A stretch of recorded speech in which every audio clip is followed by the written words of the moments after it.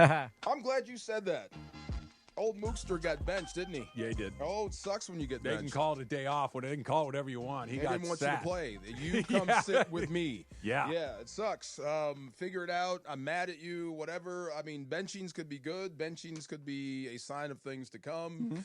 But let's call it what it is. Dave said sit down.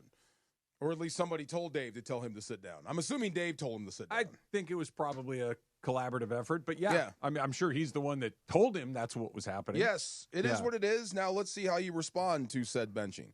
So there's a lot there. Let's start with this. They called it a day off, right? Dude, you just had a week off. Right. You had for the first time really in forever, you didn't make the All-Star team. And he shouldn't have, right? So you had a week. You had Monday, Tuesday, Wednesday, Thursday. You had time off to check out, get right, physically, mentally, spiritually, whatever it is. Like, right, kind of flush it all and say, okay, second half of the season, here we go. Comes out on Friday night, doesn't have a good night, and they bench him on Saturday. Yeah. Like, after having a week off, they gave him one night back, and I think and Dave was talking about this, about how he needed to get his head right. Mookie, I'm talking about now, is clearly in a headspace that is not good. Okay, that they had to sit him down means that he is doing something, whether it's the swing, whether it's the talk. Yeah. He's in a bad place. So I got a friend that I talk to, and he is a swing coach. Okay. So he will give me information, kind of like when you talk about golf, and I just check the heck out. Like, dude, stop. But he talks to me more about Mookie, and he shows me. Mookie, when you said his head, where his head's at, that's what he showed me. Like, Mookie changes his head position like 2 or 3 times in at bat. You know what I mean? Like, stuff that he tries to talk out of kids. Yeah. This is what you don't do. It's like, this is what Mookie's doing. And from his perspective, it seems like when you see a pro doing that, he is searching for answers. He has zero confidence at the plate right now. Exactly right. Right. So if he can see that, I'm sure they can see that. So maybe a day off to get your head right. Look, bro, whatever you're trying to do, whatever you're dragon you're chasing, if you're Mookie Betts, trying to overcome the shadow of Ohtani. That's just me making that up. Or whatever it is. Or it could be the illness. Look, just get back to basics. Do you. The hell with the results. Go out there and swing the bat like you know how, and let's see what happens. But it seems like he's searching for a positive result every single time, which is making more negative results. If that makes any sense. It does. Yeah. And this is, I think, one of the best examples we've seen in a long time of how unbelievably difficult baseball can be. There's nobody over the last decade who's been more consistent, more awesome than Mookie Betts. He's just a terrific player, and he is entirely, completely, and utterly lost at the moment. I think that's why it's so obvious, because he's not usually like this. No. And you can tell, and it's verifiable. Yeah. He said, I can't remember being this bad for this long. In the month of July, he has as many hits as he does strikeouts. In the month of July, he's batting 189. Mookie Betts. Okay, this is one of the best players in the league. Right. And he's lost. And you kind of listed a bunch of I think it's all of it. I think it's shortstop. I think it's a little smattering of age. I think it's whatever that illness he caught at the beginning of the season. He's maybe never been able to get fully out from underneath that. Yeah. I think that it's the struggle of, hey, I'm off to a bad start, pushing too hard. And all of these things are kind of making it to where they had to put him in the leadoff spot, which we'll get to in a second.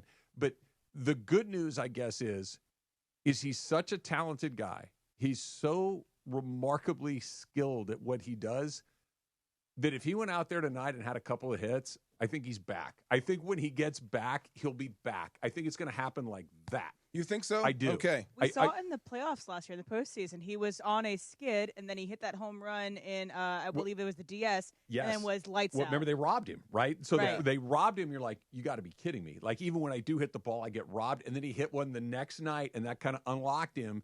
With guys like I would Freeman, I guys think this like could Betts, last for a while. When they get unlocked, they get unlocked. Okay, so I've seen it before, just different positions, different sports. But when a guy changes his body too much because he's going all in, he's either getting too skinny because they're going to put him on the edge, or he's getting too big because they want to slide him inside. Okay. And it affects your game some, to the point where you don't know who you are. You're adjusting to your new life, your new body, and you can never figure it out. while you're trying to play at the same time. So I don't know. I mean, just the way it was explained to me and what he can see, it seems like he's searching for anything right now, which means he may not straighten out this year. I think he will. I hope so. I'm not there yet. Yeah. I'm trying to think. If this were, let's use him as the example. If this were a player of Michael Conforto's caliber, and I'm not throwing shade, I'm really not, but I'm talking about Michael Conforto is a 10-year major leaguer. He's a 10-year pro. That's an exceptional accomplishment. But he's a one-time All-Star. He's kind of a guy that's, he's a platoon guy. He's a good player, but he's not special. If Michael Conforto had gone through this for a long time, like he is, I am not optimistic that there are brighter days ahead. Well, yeah. With Mookie Betts, I'm still optimistic that there are brighter days ahead. That he will come out of But this. if he continues, and you can call this falling off a cliff, the next time somebody wants to try this, hell no. Hell no. Yeah, no. Yes. I agree with what Greg said a minute ago. I do think it's affecting him, and I don't think that they're going to go back. Unless something really weird presents itself where they get shorthanded, like crazy shorthanded in the outfield, and they have an abundance of guys that can play the infield, then maybe you kind of go back. But they've cast their lot with Mookie at shortstop. They're not going back. We're saying it's killing you. It hasn't killed you yet. So you have to play out the season. 189 in July. Yeah, that might not be dead, but that's life support. Right. That's hey, do we have a DNR on this patient? Like, what are we going to do here? Because he's not getting any hits. This is a frustration of. This is not high quality baseball. This is not the. I just want to run through this very quickly. This is not a complete list. These are the highlights, lowlights of all the ish they did poorly over the weekend. Okay? God, you really needed this. Andy Pages and Teo Hernandez had a moment where they didn't communicate on a ball in the gap. It got by both of them. It turned what should have been a double into a triple. Right. Teoscar Hernandez took what might have been the worst route I've ever seen on a ball in a really long time. That got to the wall, got by him for extra bases. He did not get to the wall, the short wall in right field on Saturday night. The ball made it into the seats by a row or two. No, it's the first row. Yeah, and if he's standing there, that's oddly enough an easy play. It was. He could have just put up his glove. And he did not get there. So those all happened. Then now you have Tommy Edman throwing one in the dumper yesterday. You mentioned Ruiz, who not only made a physical error with a bad throw, he threw it to the wrong base. Right. Let's understand what's going on out there.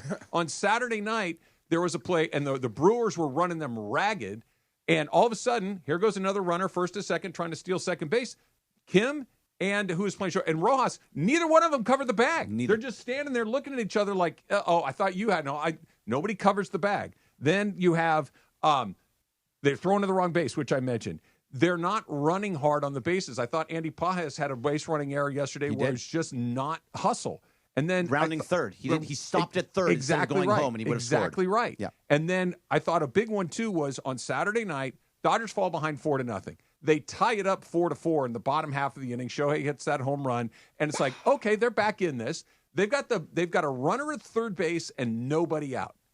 Strikeout, ground out, fly out.